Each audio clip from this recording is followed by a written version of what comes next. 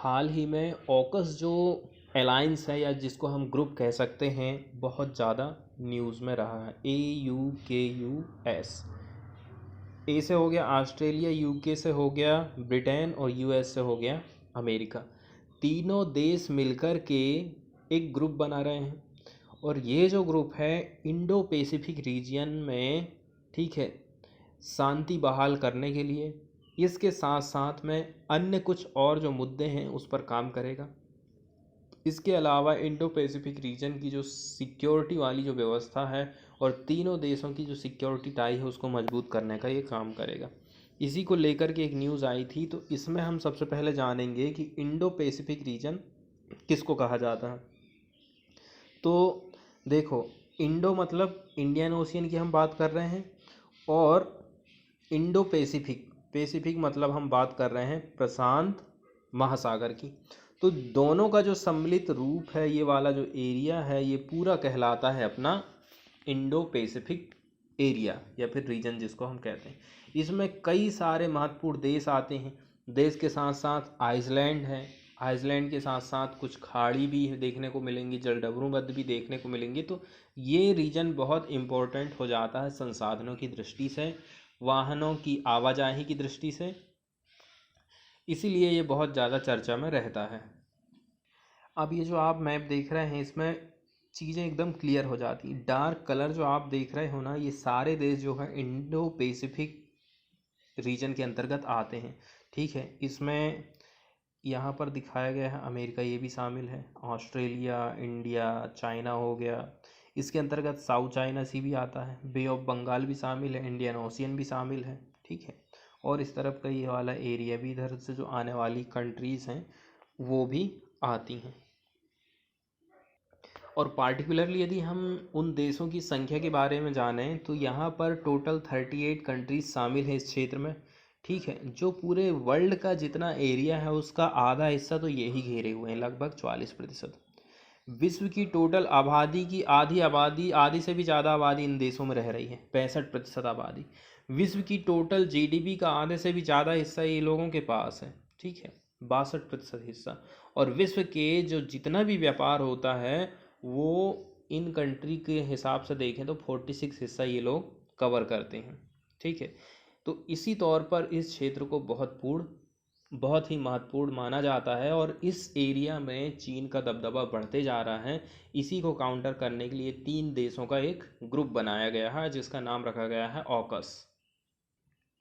तो इस ग्रुप के बारे में ये बात कही जाती है कि इससे इंडो पैसिफिक क्षेत्रों में फिर से जो संबंध है ना, देशों के बीच जो संबंध है वो मजबूत होने वाले हैं।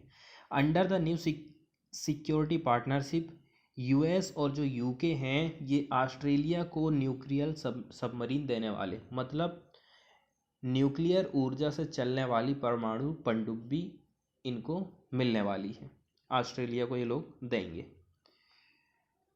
तो ये तीनों जो देश हैं आपस में मिलकर के सिक्योरिटी अलायंस बना रहे हैं जो कि हेल्प करेगा ऑस्ट्रेलिया को इक्विप्ड करने के लिए न्यूक्लियर पावर्ड सबमरीन, ठीक है। इसके अलावा इंडो पैसिफिक रीजन में तो शांति की व्यवस्था बनेगी ही, सुरक्षा की व्यवस्था बनेगी ही, इसके अलावा भी कुछ कुछ और क्षेत्र हैं जिनमें ये लोग काम करेंगे। यूनाइटेड स्टेट के बारे में बात की जाती है आज से 10 साल पहले, ठीक है। प्रेसिडेंट जो बराक ओबामा थे तो इन्होंने अमेरिका को बिल्कुल चालू करवा दिया। Begin discussion the need to focus more attention on the Indo Pacific region. इसके अलावा अब क्या हुआ, प्रेसिडेंट जो बाइडन साहब ने अफ़गानिस्तान से अपनी सेनाओं को वापस ले आया है। कई सारे जो देश हैं उनके साथी देश भी उनकी आलोचना करने लगे हैं कि आप बहुत गलत टाइम में वहाँ से अपनी सेनाओं को वापस ले आए हो। इसी के चलते चलते अमेरिका का ये एक नेक्स्ट कदम है कि ऐसी बात नहीं है, क्या है, अन्य देशों के जो संबंध है चाइना के साथ ऑलरेडी बिगड़ रहे हैं और उसका जो डोमिनेंस है इंडो पैसिफिक रीजन में बढ़ते ही जा रहा है, दबदबा। उसी को काउंटर करने के लिए ये ग्रुप का निर्माण किया गया है। इसके अलावा देखो, जो चाइना है ना, South China Sea and its antipathy toward Japan, Taiwan and Australia, तो गतिरोध बढ़ते ही जा रहा है। इसके अलावा ब्रिटेन को लेकर के बात करी जाती है कि ब्रिटेन को अभी कुछ समय पहले ऑस्ट्रेलिया ने, ठीक है, न्यूक्लियर प्रोपल्सन टेक्नोलॉजी दी है। वो भी जो है अपनी जो सबमरीन है उसको न्यूक्लियर पावर से चला सके।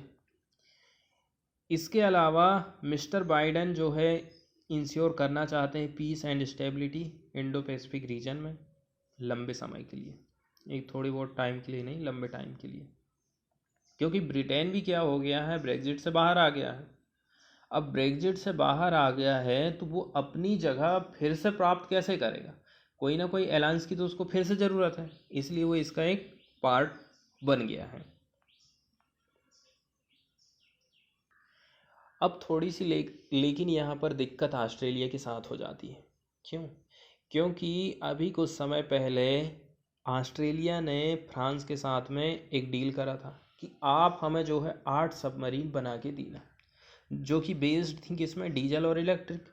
अब कौन सा मतलब रह गया? यदि आपको उससे अच्छी क्वालिटी वाली चीज़ कहीं से मिल रही है तो अब वो आपकी तो कोई मतलब की नहीं रह गई। इसी को चलते चलते फ्रांस जो है अब ऑस्ट्रेलिया से जवाब मांगेगा, ऐसे तो मानने वाला है नहीं फ्रांस। एक्सपर्ट का कहना है nuclear submarine will allow Australia to conduct longer patrolling and give the alliance a stronger military presence in the region. तो लंबे समय तक अब जो है ऑस्ट्रेलिया की जो सबमरीन रहेगी वो लंबे समय तक पेट्रोलिंग करते रहेगी। इसके बाद ऑस्ट्रेलिया की जो दूसरी समस्या है ना वो हो जाती है न्यूजीलैंड के साथ में, ठीक है। अब न्यूजीलैंड को इस ग्रुप से आपने बाहर रख दिए हो। न्यूजीलैंड के साथ में पहले एक ट्रीटी हुई थी कि देखो हमारा जो एरिया है उसके किनारे से आप न्यूक्लियर पावर सबमरीन को आप नहीं ले जा सकते हैं, तो ये एक अलग से चिंता की विषय बात हो गई है।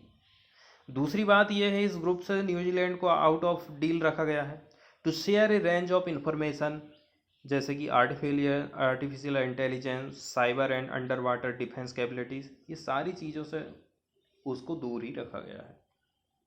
देखो कुछ और ऐसे मसले हैं जिन पर आगे जो है हल होते रहेगा, जैसे कि संयुक्त राष्ट्र क्षमताओं का हम विकास कैसे करेंगे, प्रौद्योगिकी को साझा करना है, सुरक्षा का गहन एकीकरण होना चाहिए, इसको हमें बढ़ावा देना है, और रक्षा संबंधित साइंस, प्रौद्योगिकी, औद्योगिक केंद्रों और आपूर्ति श्रृंखलाओं को मजबूत करने में ये लोग सहमत हुए थे। सबसे बड़ी पहल यही थी कि ऑस्ट्रेलिया को हमको परमाणु ऊर्जा से चलने वाली पनडुब्बी का एक बेड़ा देना है, ठीक है, ताकि यहाँ पर शांति बनी रहे।